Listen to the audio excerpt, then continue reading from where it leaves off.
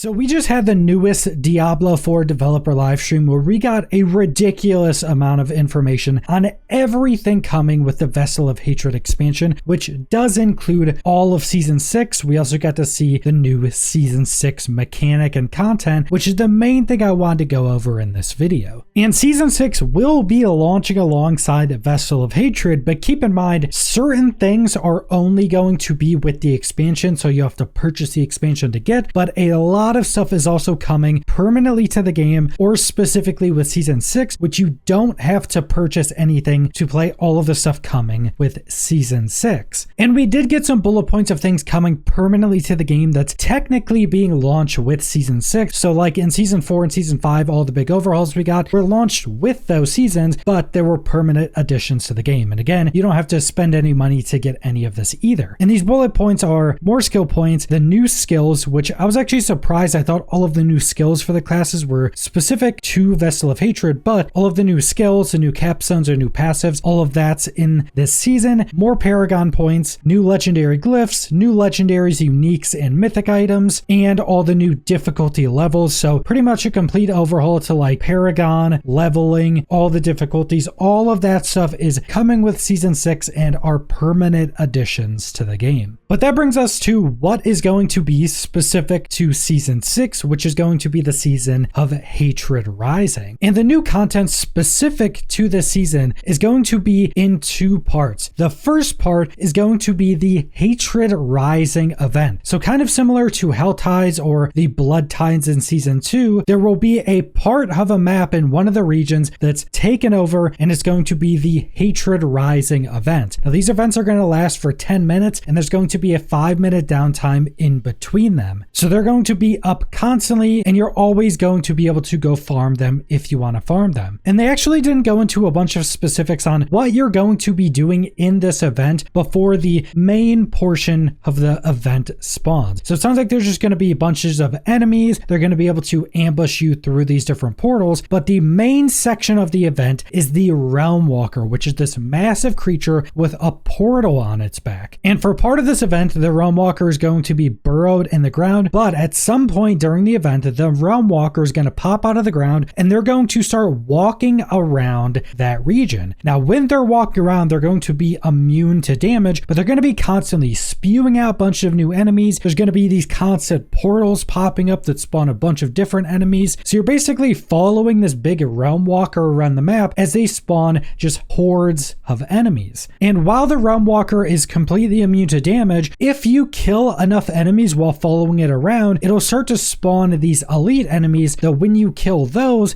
will do a bit of damage to the Realm Walker. Now the main reason you want that is because at the end of the journey or at some point during the event, the Realm Walker will spawn 3 totems that once you destroy, then the Realm Walker becomes a boss fight. So the more enemies you can kill and the more elites you can kill before that, the lower you can get the Realm Walker's health before it actually becomes a full boss fight. And then after you've defeated the Realm Walker will drop down and you'll be able to enter their portal. And that portal will take you to the Seething Realm, which is the second part of the Season 6 specific content. So once you get into the Seething Realm, it'll be a dungeon you'll have to fight through until you get to the Realm Gate. And once you get to this Realm Gate, you actually get to choose what rewards you're going to be getting from the end of this dungeon. And depending on what rewards you want, you're going to have to spend a specific currency. And this also ties into the new Seething Opal consumable